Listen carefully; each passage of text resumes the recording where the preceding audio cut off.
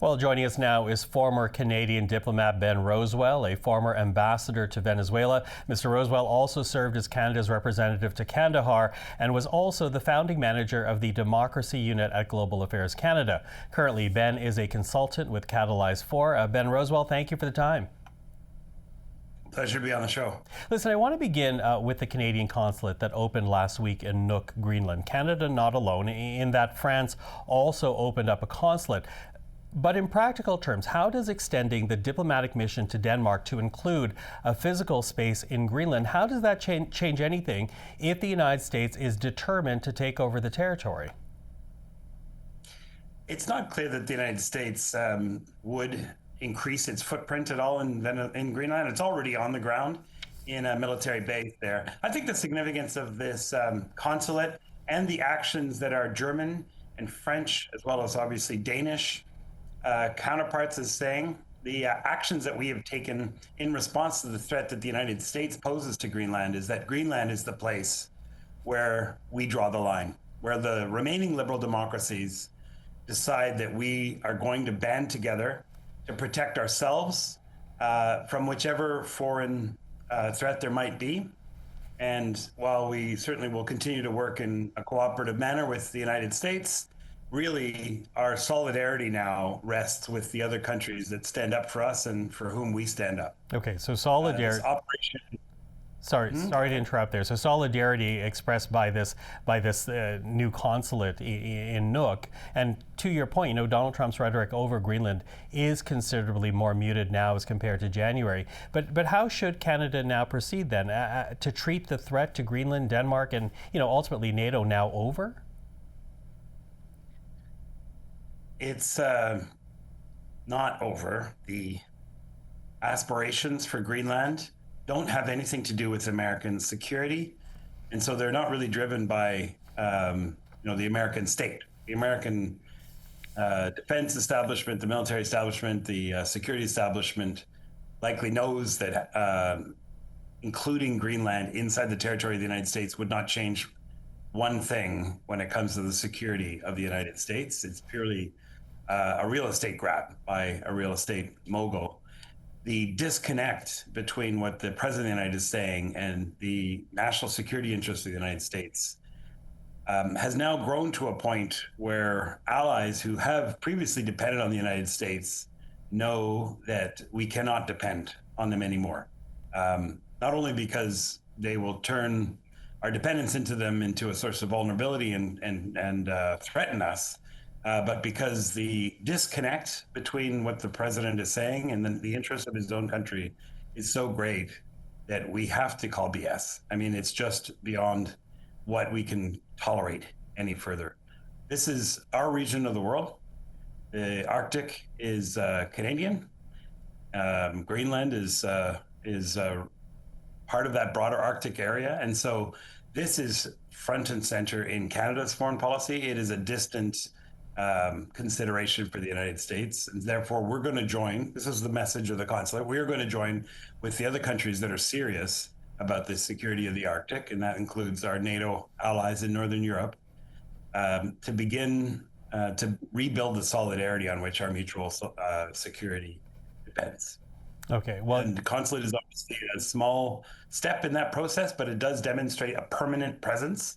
It's one that was never even contemplated before. So the fact that we're even there shows that we're willing to do quite new, different things very quickly.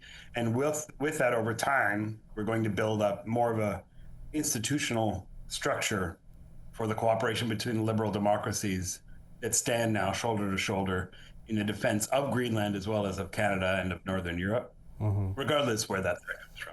Listen, you, what you're saying here raises a couple of points for me, but first I want to touch on this idea of solidarity, because famously the Prime Minister did call upon middle powers to come together in an age of hegemons. Are you seeing enough uptake on that call, weeks ago now in Davos?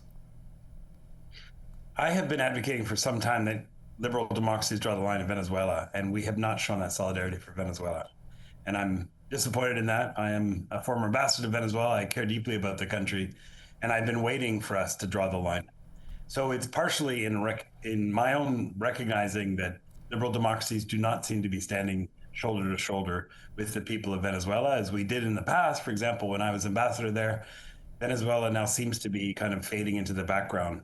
In contrast, though, what I'm seeing is in a land that's really never been prominent in Canada's foreign policy, Greenland, all of a sudden our government is dropping everything to open a consulate, and our military is starting to have discussions about how we start to defend the Arctic together, including Greenland. And there's discussions about reorganizing NATO so that there's an Arctic command. All of a sudden, all of the signals coming out of the government are that this is the moment at which we stop putting up with the BS from Washington and start organizing the other liberal democracies. So that's why I think there's something much more significant happening in Nuuk with the opening of one building with a Canadian flag on it. That Greenland seems to be this place where one of these new groups of liberal democracies will start to come together after the existing Western order around the United States has collapsed. And I see some great hopes in this first step towards greater solidarity. Okay, listen, I have very little time, but I do want to ask you, because you mentioned the fact that for the United States, it has never been about security, no matter what we've heard from the White House. So if this is an economic land grab, as you describe it, if countries like Canada and Denmark and France and Germany can come together on security, how do they stop an ultimate land grab, an economic takeover, if not a political one? So I called it a real estate grab. I don't think it's actually going to help the economy of the United States very much either, but it does allow the president to put on the back of a map a flag of the United States in yet another piece of territory. It's a symbolic thing from the U.S. Perspective.